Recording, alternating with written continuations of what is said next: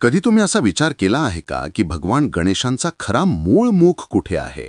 खरंच आजही ते मुख पृथ्वीवरील एखाद्या रहस्यमय ठिकाणी सुरक्षित ठेवलेलं आहे का?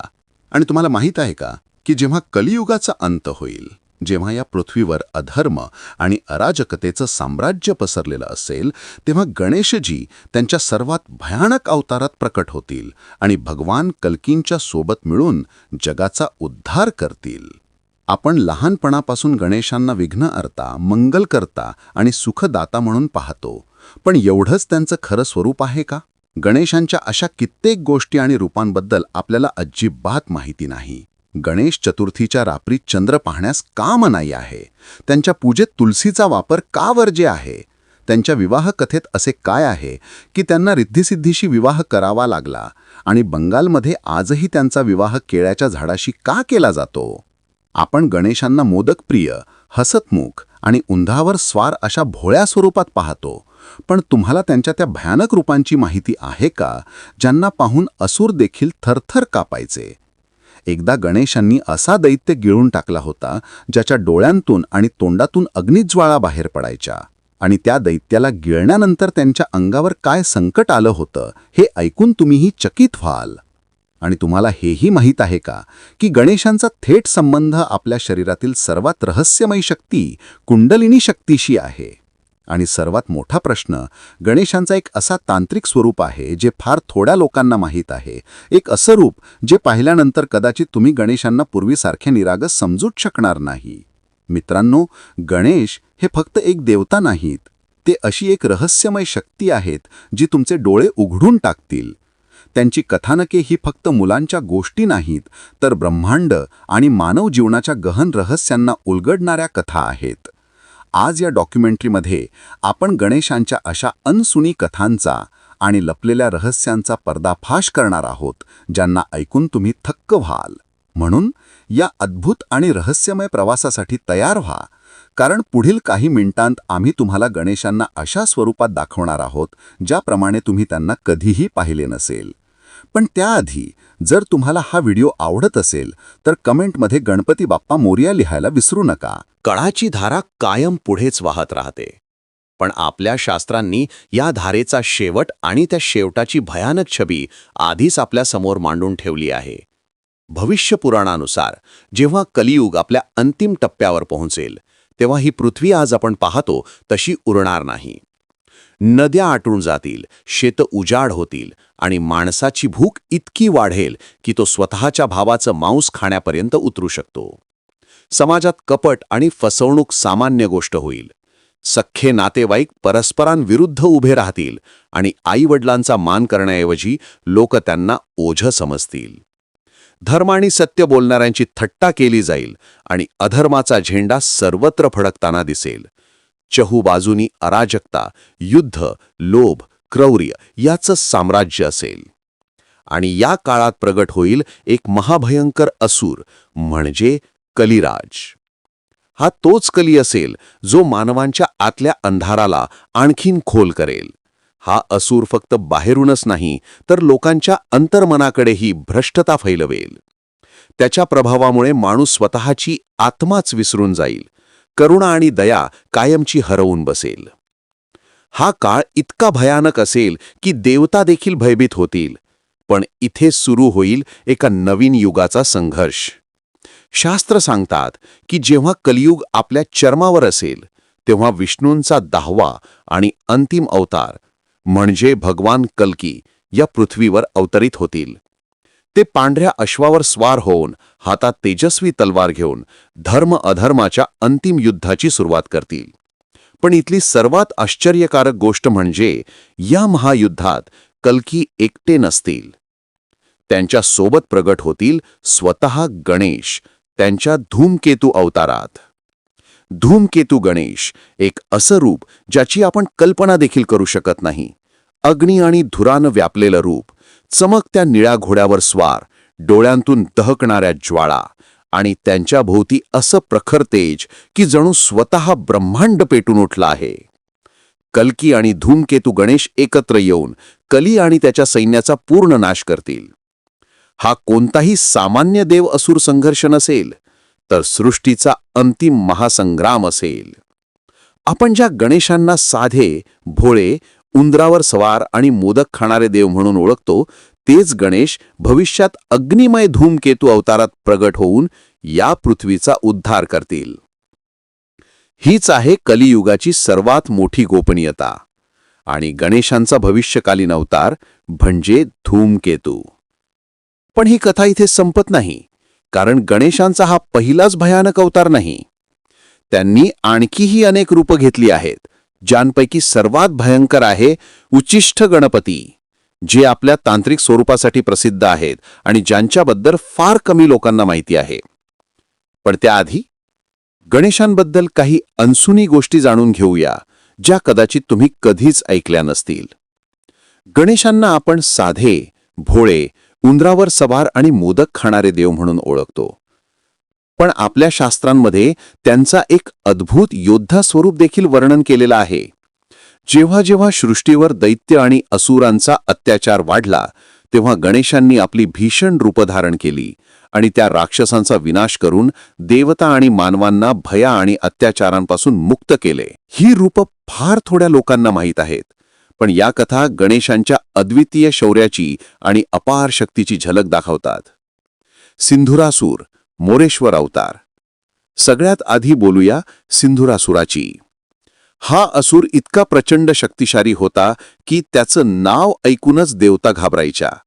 त्याने तप करून अमृताचं वरदान मिळवलं आणि त्या अमरत्वाच्या जोरावर त्याने तिन्ही लोकात हाहाकार माजवला. कोणताही देव त्याच्यासमोर टेकू शकत नव्हता. शेवटी सर्व देव गणेशांच्या शरण आले. तेव्हा गणेशांनी मोरेश्वर अवतार धारण केला, 6 हात आणि मोरावर स्वार, हा तेजस्वी स्वरूप. गणेशांनी सिंधुरासुरासोबत भीषण युद्ध केलं आणि शेवटी त्याचं पोट फाडून त्यात लपलेलं अमृत बाहेर काढलं. अमृत नष्ट झाल्यास सिंधुरासुराचा अंत झाला आणि त्याचा दहशतवाद मिटला. हीच ती कथा ज्यानंतर महाराष्ट्रात प्रसिद्ध मोरेश्वर मंदिराची स्थापना झाली. मत्सरासूर वक्रतुंड अवतार. यानंतर येतो मत्सरासूर. मत्सर म्हणजे ईर्ष्या. हा दैत्य ईर्षेचं जिवंत प्रतीक होता. तो देवतांवर इतका मत्सरी झाला की संपूर्ण सृष्टीवर राज्य करण्याचं त्याचं स्वप्न होतं. त्याने तप करून वरदान मिळवलं आणि अहंकारानं भरून तिन्ही लोकांवर अधिराज्य स्थापायला निघाला. देवता भयभीत झाल्या आणि पुन्हा गणेशांची शरण गेल्या. यावेळी गणेशांनी वक्रतुंड अवतार घेतला. भव्य स्वरूप, हातात भीषण अश्रशस्त्र.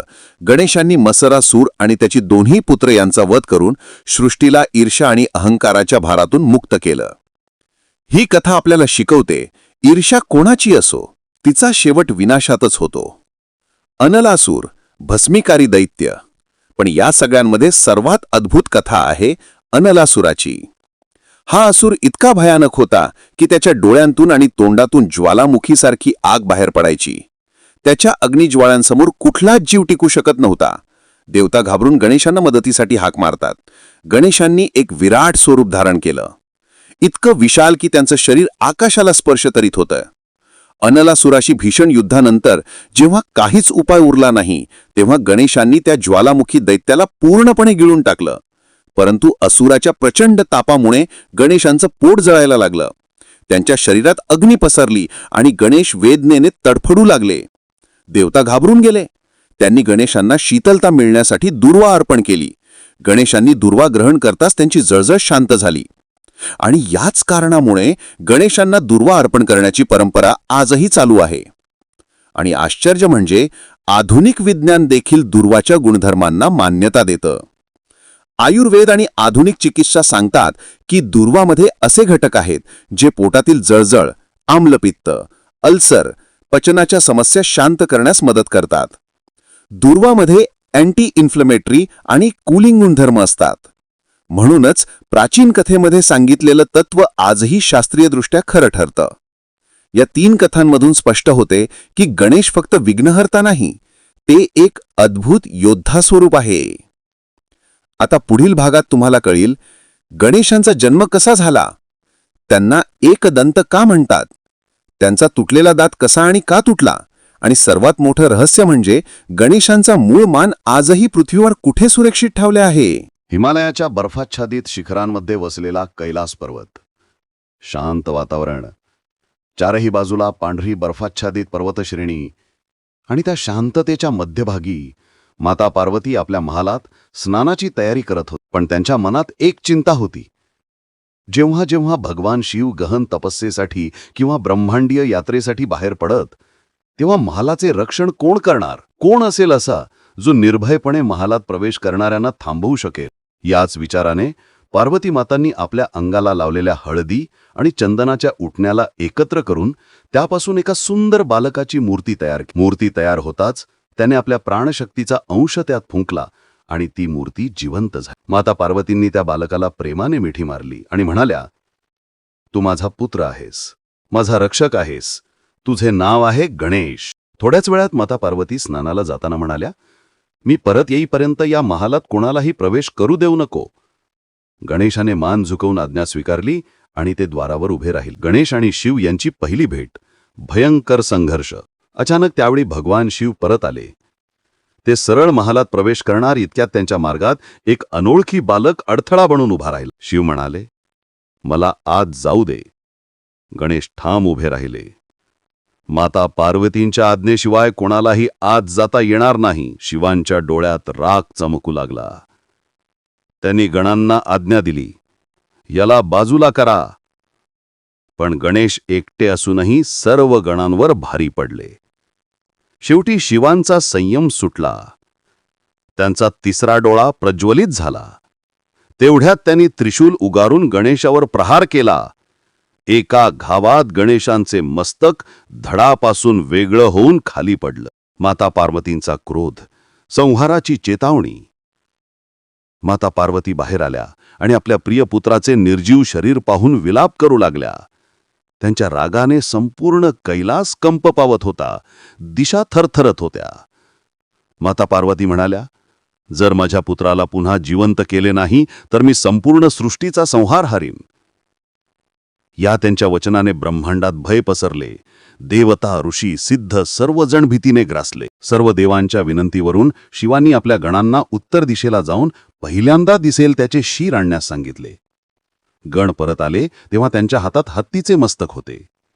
भगवान शिवांनी ते हत्तीचे शीर गणेशाच्या धडावर बसवून प्राणप्रतिष्ठा केली. गणेश पुन्हा जिवंत झाले आणि तेव्हापासून ते गजानन म्हणजे हत्तीमुखी देवता म्हणून ओळखले जाऊ लागले. पण कथा इथेच संपत नाही. काही प्राचीन मान्यतांनुसार शिवांनी गणेशांचे मूळ मस्तक नष्ट केले नव्हते. ते एका रहस्यमय स्थळी सुरक्षित ठेवले होते आणि ते स्थान म्हणजे उत्तराखंडातील पाताळ भुवनेश्वर गुहा. असं म्हणतात की या गुफेत आजही एक अद्भुत दैवी ऊर्जा अनुभवायला मिळते आणि त्या ठिकाणी ठेवलेल्या त्या मूळ मस्तकाची रक्षा स्वयं भगवान शिव करतात. ही गोष्ट आजही एक महान आध्यात्मिक रहस्य मानली जाते.